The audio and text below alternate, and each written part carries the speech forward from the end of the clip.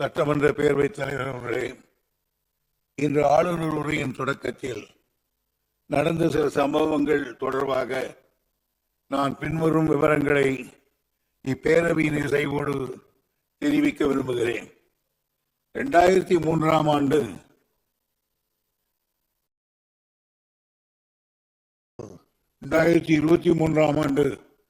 ஜனவரி திங்கள் 9ஆம் நாளன்று மாண்புமிகு ஆளுநர் அவர்கள் பேரவையில் உரையாற்றிய போது ஏற்கனவே அவரால் ஒப்படைக்கப்பட்டு பேரவையின் மாண்புமிகு உறுப்பினர்களுக்கு அளிக்கப்பட்ட அச்சிடப்பட்ட உரையில் இடம்பெற்றுள்ள சில பகுதிகளை வேண்டுமென்றே விடுத்தும் அச்சிடப்படாத சில பகுதிகளை சேர்த்தும் உரையாற்றினார்கள்.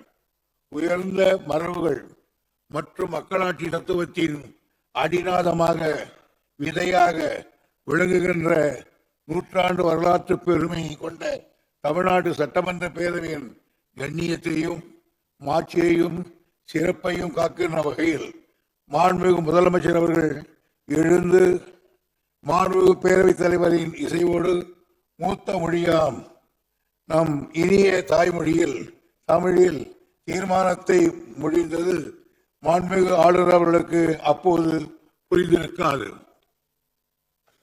2024 ஆண்டு பிப்ரவரி திங்கள் 12ஆம் நாள் அன்று மாண்புமிகு ஆளுநர் அவர்கள் பேரவையில் உரையாற்றுகையில்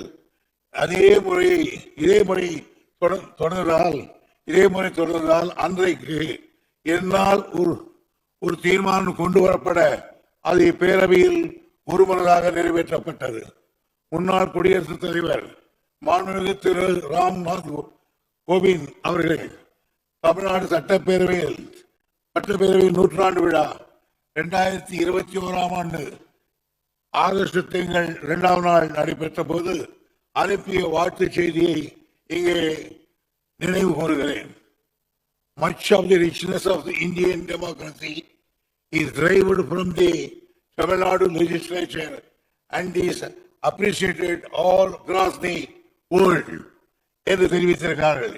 இவ்வளவு பெருமை கொண்ட தமிழ்நாடு சட்டமன்ற பேரவையின் புகழ் மங்கி விடாமல் பாதுகாத்து இருக்க வேண்டிய பொறுப்பு நம் அனைவருக்கும் உண்டு.